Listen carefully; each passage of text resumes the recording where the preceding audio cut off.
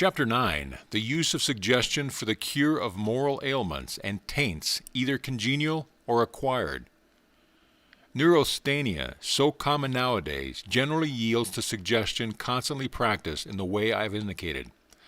I have had the happiness of contributing to the cure of a large number of neurasthenics with whom every other treatment had failed. One of them had spent a month in a special establishment at Luxembourg without obtaining any improvement. In 6 weeks he was completely cured, and he is now the happiest man one would wish to find, after having thought himself the most miserable.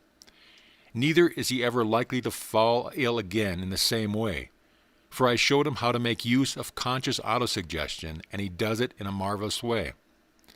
But if suggestion is useful in treating moral complaints and physical ailments, may it not render still greater service to society, in turning into honest folks the wretched children who people our reformatories, and who only leave them to enter the army of crime? Let no one tell me it is impossible. The remedy exists, and I can prove it. I will quote the 2 following cases, which are very characteristic, but here I must insert a few remarks in parentheses. To make you understand the way in which suggestion acts in the treatment of moral taints, I will use the following comparison. Suppose our brain is a plank in which are driven nails which represent the ideas, habits, and instincts which determine our actions. If we find that there exists in the subject a bad idea, a bad habit, a bad instinct, as it were, a bad nail, we take another which is a good idea, habit, or instinct, place it on top of the bad one, and give a tap with a hammer. In other words, we make a suggestion. The new nail will be driven in perhaps a fraction of an inch, while the old one will come out the same extent.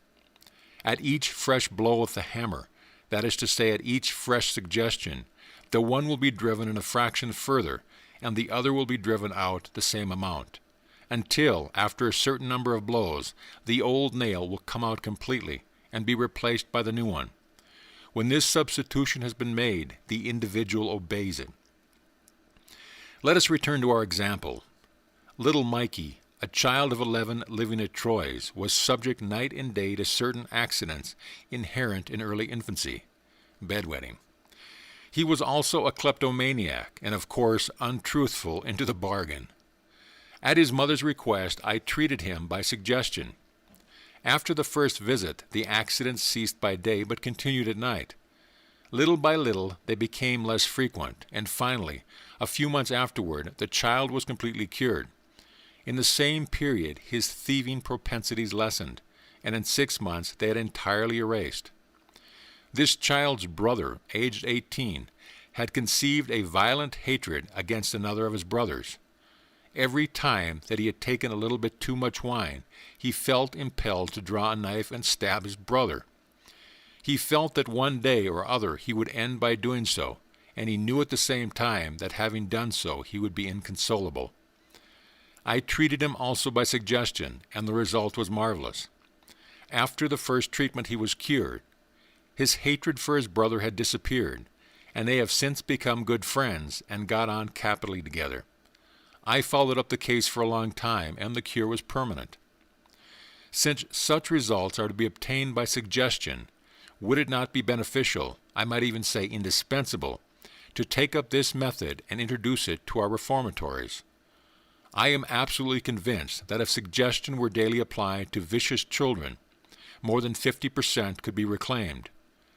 Would it not be an immense service to render society, to bring back it to sane and well members of it who formerly corroded by moral decay? Perhaps I should be told that suggestion is a dangerous thing, and that it can be used for evil purpose. This is no valid objection, first because the practice of suggestion would only be confided by the patient to reliable and honest people, to the reformatory doctors, for instance, and on the other hand, those who seek to use it for evil ask no one's permission. But even admitting that it offers some danger, which is not so, I should like to ask whoever proffers the objection to tell me what thing we use that is not dangerous. Is it steam, gunpowder, railways, ships, electricity, aeroplanes? Are the poisons not dangerous which we, doctors and chemists, use daily in minute doses?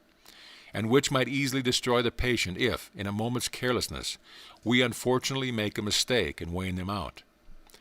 End of chapter.